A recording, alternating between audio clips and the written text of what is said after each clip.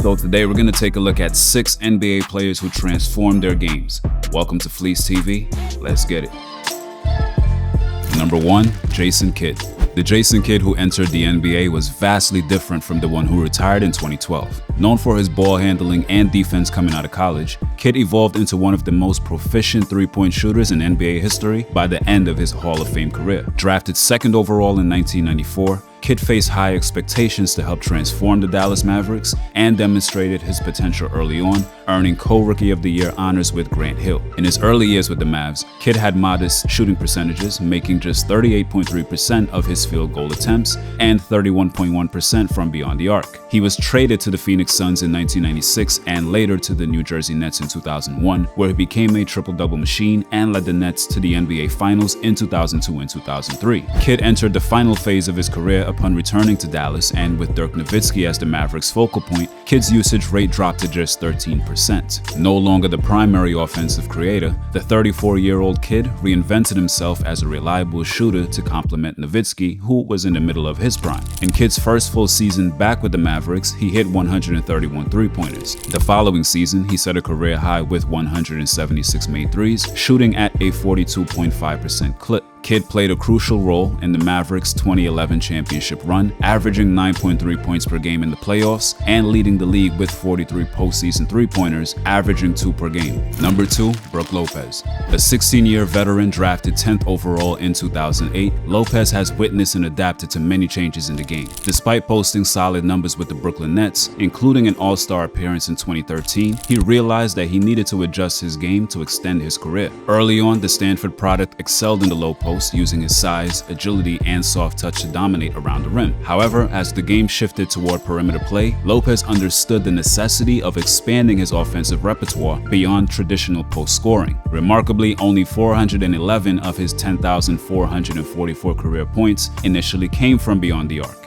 During his final season with the Nets in 2016-2017, Lopez began his transformation. After attempting just 31 three-pointers in his first 8 seasons, he took a team-high 387 threes, making 134 of them, the 8th most in a single season in Nets history at that time. The Bucks, seeking a floor-spacing big man to complement Giannis Antetokounmpo's rise to superstardom, saw potential in Lopez. Under then head coach Mike Budenholzer, they encouraged him to continue evolving, with Lopez embracing his new role, becoming a pivotal player in the Bucks' offensive scheme and solidifying his place in the modern NBA. Number 3, Andre Iguodala. There was a time when Andre Iguodala looked set to take over the reins as the next AI for the Philadelphia 76ers. Known for his athleticism, Iguodala was seen as the future cornerstone of the franchise. However, things didn't exactly work out as planned. Despite his talents, the team struggled to achieve significant success, and Iguodala was eventually traded to the Denver Nuggets. After a brief one-year stint in Denver, he found his true calling with the Golden State Warriors. With a lower offensive usage, Iguodala was able to concentrate more on his defensive and playmaking capabilities, oftentimes being viewed as the 3rd, 4th, or even 5th option on the team. This shift allowed him to become an integral part of the Warriors' success, and his contributions were so significant that he was named Finals MVP in 2015, largely due to his defense on LeBron James and his timely offensive plays. Regardless of opinions about Iguodala winning that award, it's hard to imagine the Warriors' success in this era without him. That first title run unlocked Golden State's small ball future and led to the creation of the Death lineup, cementing Iguodala's place in NBA history as a key figure in one of the league's most dominant teams of all time. Number 4, Blake Griffin.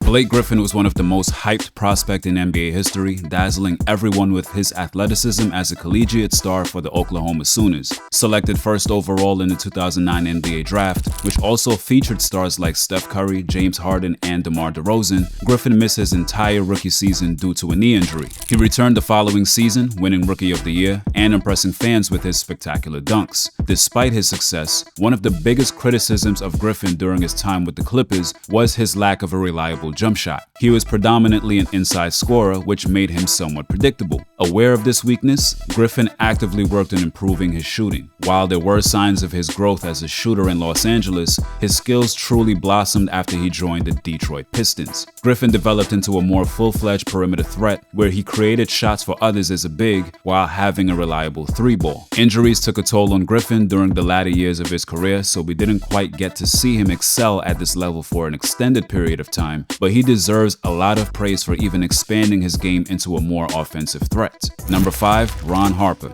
Many remember Ron Harper as a key sidekick to Michael Jordan and Scottie Pippen during the Chicago Bulls' last 3 championship runs. However, in the 1980s, Harper was one of Jordan's biggest competitors. Some even compared him to Jordan, including their mutual former teammate Dennis Rodman. Drafted 8th overall by the Cleveland Cavaliers in 1986, Harper made an immediate impact, averaging 22.9 points, 4.8 rebounds, 4.8 assists, 2.5 steals, and a block per game in his rookie season. Despite these impressive numbers, he finished second in the Rookie of the Year voting to Indiana Pacers rookie Chuck Person. Harper's career trajectory changed when he was traded to the Los Angeles Clippers after just 7 games into his 4th season with the Cavs. He suffered a season-ending ACL injury, but despite this setback, Harper continued to post solid numbers over the next 4 seasons with the Clippers, though his explosiveness was diminished. Initially a high-scoring guard with the Cavaliers and the Clippers, Harper adapted his game to prioritize defense when he joined the Bulls in 1994. This not only helped the Bulls secure 3 championships, but also cemented Harper's legacy as a winner in the NBA. After Jordan's second retirement, Harper reunited with coach Phil Jackson on the Los Angeles Lakers. He played a similar role, contributing defensively and helping run Jackson's triangle offense. Harper won 2 more titles with the Lakers before retiring, bringing his total championship count to 5.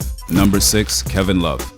Kevin Love was picked number 5 overall in the 2008 NBA draft by the Memphis Grizzlies before he was traded to the Minnesota Timberwolves. He averaged 19.2 points, 12.2 rebounds, and 2.5 assists per game in 6 seasons with the Timberwolves, earning 3 All-Star selections for a Minnesota team still trying to find an identity after they traded away Kevin Garnett to the Boston Celtics in 2007. When Kevin Love joined the Cleveland Cavaliers in 2014, he had to significantly adjust his role to fit the team's dynamics alongside superstars LeBron James and Kyrie Irving. Known for his post scoring and rebounding in Minnesota, Love developed into a reliable stretch big in Cleveland. This allowed him to space the floor, creating more room for LeBron and Kyrie to drive to the basket. The reduced role meant fewer shot attempts, but a greater emphasis on efficiency and fitting into the team's offensive schemes. The 2016 championship solidified Love's legacy as an essential part of one of the greatest comebacks in NBA history, overcoming a 3-1 deficit against the Golden State Warriors. Much like Chris Bosh for the Miami Heat, many will remember Love as a spot-up shooter as part of the Big Three, but we can never forget how dominant he was as the primary go-to option when he was with the Minnesota Timberwolves. If you guys enjoyed this video, I would advise you check out this one on the screen where I go over some intense player rivalries. See you all next time.